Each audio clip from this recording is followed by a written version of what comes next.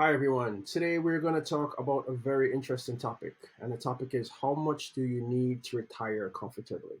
Now, of course, if you're looking at your financial plan, you're looking at your retirement plan, this is going to be a huge component of it. Quite frankly, for many people, that is the one thing they really want to know. So, today I'm going to look at some frameworks or some rules, if you will, that make it easier to calculate that number. Again, this is just a yardstick. These are rules of thumbs. These are not expressly uh, exact numbers.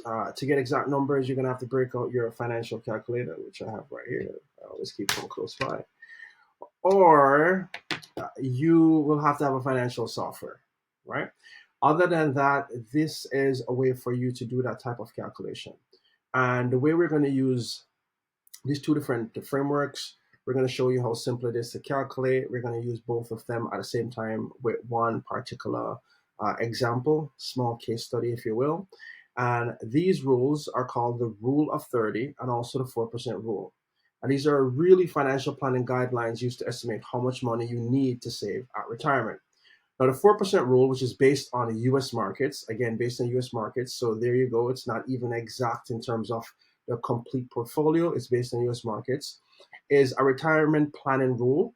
And especially it's a rule of thumb that suggests you can withdraw 4% of your retirement savings annually without running out of money for at least 30 years. So obviously there's certain assumptions built into that, right? So if you are retired at age 65, 30 years gets you to 95. If you're retired at age 60, then we're looking at age 90, right? So how does the 4% rule work? Well, what you do is you calculate your initial withdrawal and you multiply your total retirement savings by 4%. So that's how we get to calculate the initial withdrawal. And that helps us to determine how much you can withdraw in the first year of retirement. Now, what you may want to do is adjust for subsequent years because, as we know, inflation is a big thing. You want to consider that and not use one fixed number and use it, for the entire time, but you adjust for inflation. Now, from a sustainability standpoint, the rule is based on historical returns, assuming a balanced portfolio of stocks and bonds, and it aims to prevent depletion of your savings over a 30-year period. And again, this is based on the US market. Now, let's look at a rule of 30.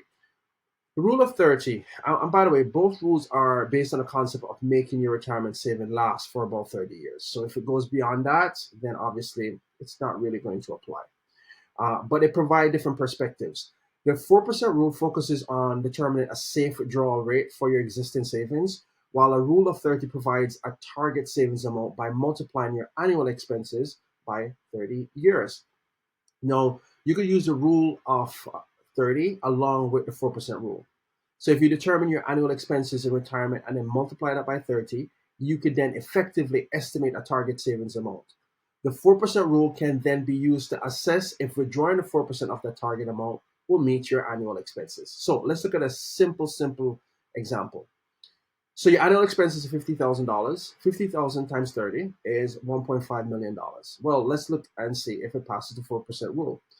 Well, $1.5 million times 4% equals $60,000. So in this example, what you see is that the 4% rule has a target savings. And from there, we can establish that the rule of 30 would provide a 60%, a 60,000 annual withdrawal, which would be sufficient to cover the estimated 50,000 in annual expenses. So essentially, you could use the annual expenses, the rule of 30 with annual expenses, multiply it by 30, get that amount, and then see if it would meet the safe withdrawal rule. Again, with the safe withdrawal rule, when we use a 60, we get a 60,000. We know that we're going to have, a certain amount allocated each year, but we also have to consider inflation and everything else. No, is this an accurate science? No, it's not. We have to consider things like market conditions, lifestyle, and expenses, which, as we know, may change going forward. There's also inflation and taxes and things of that nature. So this is by no means an exact science here. This is just ballparking it, right? But you know what? If you're sitting around and you're kind of want to get a sense of what it will look like, this is a great place to start at a personal level before going to a financial planner who will be able to give you that exact amount with the financial software. Or if you are a person who do it yourself and you have the textbooks and you have a financial calculator and you know the calculate all that fun stuff with taxes, inflation, etc., then you could also go there. But if not, you just want to get a ballpark. This is a great way to go. Hopefully, this was helpful because I know a lot of people are in a position where they may not be seeing a financial planner soon, or they may be doing it, maybe in the future at some point, or they're working through figuring it out how to do it themselves. Here's a great place to start. You at least get some numbers in place. You at least have some type of clarity about where you should go. Again, it's not an exact science. It's not accurate by no means, but it's a place to start. Hopefully, this was helpful. And if after seeing this information, you think that you should be speaking with a financial planner, then I would say go ahead and do that, whether it be myself or someone else. But getting that number in place is a huge, huge benefit because at least you know what steps you need to take and how much you need to save to get to where you need to go. Have a great day, and I'll see you another time.